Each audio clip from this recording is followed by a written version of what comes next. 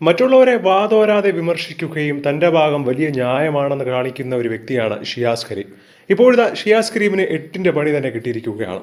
സുഹൃത്തും പങ്കാളിയുമായിരുന്ന ഷിയാസ് കരീം തന്നെ ലൈംഗികമായും സാമ്പത്തികമായും ചൂഷണം ചെയ്തു എന്ന് പറഞ്ഞുകൊണ്ട് മുൻപ് ഒരു പെൺകുട്ടി ഷിയാസിനെതിരെ പരാതി നൽകിയിട്ടുണ്ടായിരുന്നു. ഏകദേശം 65 ലക്ഷം രൂപയാണ് ഷിയാസ് തന്റെ പക്കൽ നിന്നും തട്ടിയെടുത്തതായി ഈ യുവതി പോലീസിൽ പരാതി നൽകിയത്.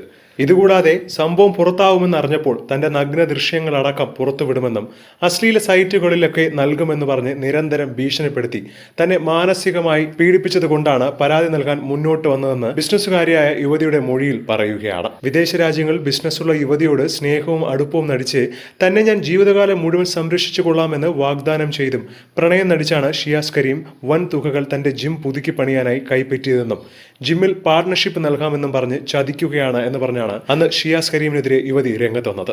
പരാതിയിലാവട്ടെ ഇൻസ്റ്റാഗ്രാം ചാറ്റുകളും വോയിസ് റെക്കോർഡുകളും മാത്രമല്ല പണം കൈപ്പറ്റിയതിന്റെ ബാങ്ക് സ്റ്റേറ്റ്മെന്റ്സ് അടക്കമാണ് ഇപ്പോൾ തെളിവായി സമർപ്പിച്ചിരിക്കുന്നത്. കേരള ഹൈക്കോടതിയിലെ പ്രമുഖ അഭിഭാഷകയാണ് ഇപ്പോൾ ഷിയാസ് കരീമിനെതിരെ യുവതിക്കായി രംഗത്ത് വരുന്നത്. എന്തായാലും ഷിയാസിന് തക്കതായ ശിക്ഷ തന്നെ നൽകണമെന്നാണ് പലരും കമന്റ് ചെയ്യുന്നത്.